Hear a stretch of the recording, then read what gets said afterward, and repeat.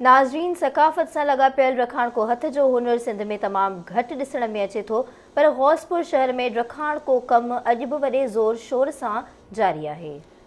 तफ़सील बरकत भैयो जी रिपोर्ट में। पंहिंजे वक़्त जे बादशाही पोरे ड्रखण की किरते जंहिंजे कारीगरनि यानी ड्रखड़नि जो केतिरनि ई लोक दास्ताननि में पिणु ज़िक्र अचे थो। इलनि मां काठ ख़तम थियण जे करे अक्सर माण्हू लोह मां ठहियल पलंगनि खे इस्तेमालु करण लॻा आहिनि। काठ जे दरनि ऐं दरियुनि जी जॻह बे लोह तोड़े शीशे मां ठहियल फर्नीचर वालारे वरिती आहे।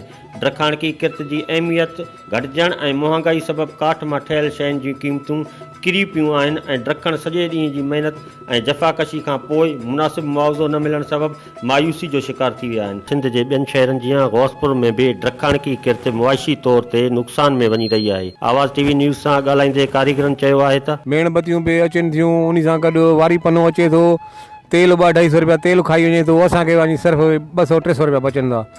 घर जो सफ़र गुज़र नथो थिए पियो, सफ़ा मिसकीन आहियूं। बसि अलाह महिरबानी करे, बाक़ी ॿी भेणी कोन्हे का।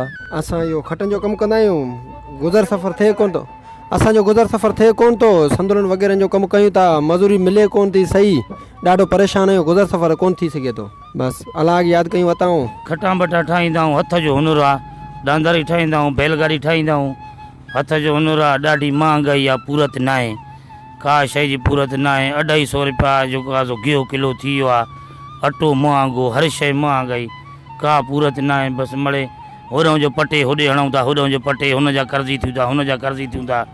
मसइलो इहो आहे, पूरत न आहे। हेॾी महांगाई चोट चढ़ी वई आहे। अलाह साईं को अॻियां हुकुमरान खे तोहफ़ी करे का शइ लाहिनि, बाक़ी असां त ग़रीब वीचारा अवाम पोरे यारो, हॾ जो पोरियो, हथ जो पोरियो, वियाऊं घाणे में पीसजी। जेका कम त मशीन में का छड़ी विझ पीसजी वञे, असां अवाम ग़रीब ईअं पीसजी आऊं। हिते कयूं था, अॻिना त कुझु नथो मिले, किथां ख़र्चो कढूं, हिन पाए में त असांजी पूराई नथी थिए, छा कजे, गुरबत जो जहान बि ॾाढो आहे। ज़रूरत इन ॻाल्हि जी आहे त हुकूमत ड्रखण की किरत जी जदीद इस्तेमाल जा तरीक़ा ॻोल्हे ऐं हिन क़दम में तारीख़ी किरत खे बचाइण सां गॾु कारीगरनि जी हौसला अफ़ज़ाई कंदे संदन जी मुआशी मसइलनि जो हल तलाश करे। कैमरामैन तारिक भयो सां गॾु बरकत भयो, आवाज़ टीवी न्यूज़ गौस।